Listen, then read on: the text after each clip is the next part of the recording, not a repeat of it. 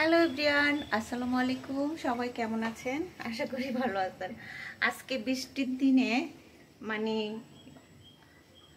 ঘরে যে ছেলে মানুষ থাকে বিশেষ করে তাদের ন্যাকামির শেষ থাকে না। আজকে বৃষ্টির দিনে আপনাদের দুলাভাই সকালে উঠেই বলতেছে আজকে লেটকা খিচুড়ি করবা আর সাথে মুরগির মাংস।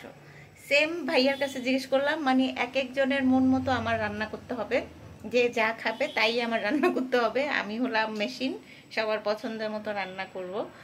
তো ভাইয়াকে জিজ্ঞেস করলাম, ভাইয়াও সেম আজকে খিচুড়ি সাথে মুরগির মাংস, আবার তার সাথে অ্যাড হইতে হবে কাঁঠালের বিচি। তো যাই হোক, ভাইয়া খাইতে চাইছে, হাজব্যান্ড খাইতে চাইছে, তো ফাইনালি আমি রান্নাবান্না শুরু করে দিছি। আবার এর মধ্যে খালাস ছিল, উনিও কাজ করছে। তো এই সবার পছন্দের খিচুড়ি, তো খিচুড়িটা কিন্তু অলমোস্ট হয়ে গেছে। তো তার সাথে আবার করছি এই যে এখানে আলু ভাজা আছে, কাঁকরোল ভাজা আছে, পটল ভাজা আছে। তো এই ভাজাটা মানে খিচুড়ির সাথে আমার এরকম ভাজা পোড়া ভালো লাগে, আর এটা আমার ভাইয়ার অনেক পছন্দ।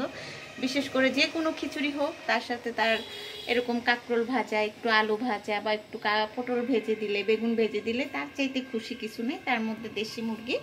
আজকে যে মুরগিটা রান্না করতেছে এটাও কিনি নাই, আমার যে বাড়িলি আন্টি সে দেশি মুরগি আনছে, এনে সে একদম কুইটা কাইটা একদম আমাকে ফ্রেশ মুরগি পাঠাই দিয়েছে। মানে এরকম বাড়িওয়ালা পাওয়া আসলে ভাগ্যের ব্যাপার।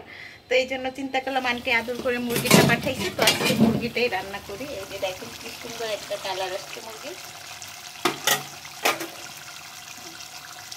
তো আজকে মুরগিটা একদম কষায় রান্না করছি, কারণ কষায় রান্না করলে কি হয়, একটু মজা লাগে। এই যে একদম দেশি মুরগিটা সুন্দর করে কষায় রান্না করছি, একদম খিচুড়ির সাথে খেতেও ভালো লাগবে। তো বৃষ্টির দিনে আমার রান্না প্রায় শেষ। দেখেন কালারটা কিন্তু অনেক সুন্দর হয়েছে। আমি একদম মাখা মাখা একটা মাংস করছি, আর এই হচ্ছে খিচুড়ি, পোলার চাল দিয়ে লেটকা খিচুড়ি। তো অলমোস্ট আমার রান্না বান্না কমপ্লিট, কিচেন টিচেন সব পরিষ্কার করছি। তো এখন আমার রান্না শেষ। তো আজকে বেশি কিছু করি নাই, কারণ আমার ছেলে নাই, বড় ছেলে চলে গেছে ওর খালামণিদের সাথে ছোট খালার বাসায় কিশোরগঞ্জে বেড়াইতে। তো এই কয়দিন আমি তেমন রান্না বান্না করি নাই, বাইরেই বেশি খাইছি, যেহেতু ভাইয়া দুপুরে খায় না, খাওয়ার অত ঝামেলা ছিল না।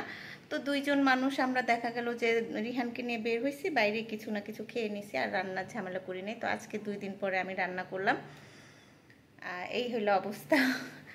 আর আমার যেটা হয় কি জানেন, আমার বাসায় সবাই একরকম খাবার খায় না। যেমন আমার ছেলে, বড় ছেলে, ও খাবে আলাদা রান্না, ও কোনো রকম মাছ মাংস খাবে না। গরুর মাংস হলে একটু খাবে, মুরগির মাংস হলে একটু খাবে, তাও কন্টিনিউ খাবে না।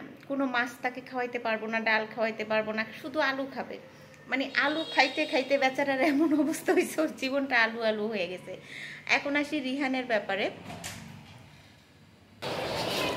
তো রিহানও সেম অবস্থা, ও ডাল আর আলু ছাড়া ভাত খাবে না। ওকে কোনো মাছ মাংস, এই যে 3 বছর হয়ে গেছে, কিচ্ছু খাওয়াইতে পারি না।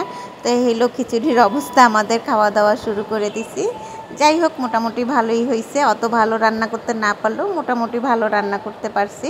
তো বৃষ্টি মানে খিচুড়ির ঝামেলা হয়, কার কার বাসায় অবশ্যই জানাবেন। ভালো থাকবেন, আসসালামু আলাইকুম।